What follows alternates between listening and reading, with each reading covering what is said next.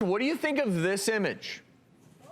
That blurred spot you see is a menstrual stain that yogi Stephanie Gongora shared on Instagram not too long ago.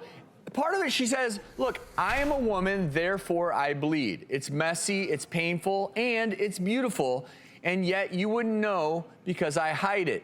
I breathe ragged through the cramps, all the while holding on to this painted on smile.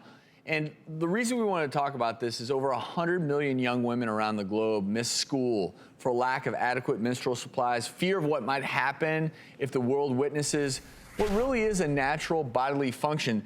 This was obviously, when she posted it, so shocking because we're not used to talking about that. Yeah. No, or seeing it.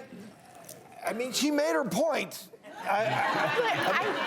It's interesting that something like this goes viral. It's a natural process. I think we need to stop being shamed for our body, for being overweight. We need to stop being shamed for having periods. It's part of who we are. It's erasing it. If we get stained, it's like we look at the most dirtiest women ever, and it happens. It is stressful to be here. I don't know how many women can relate to this. You sit down, and the first thing, if you're with a friend,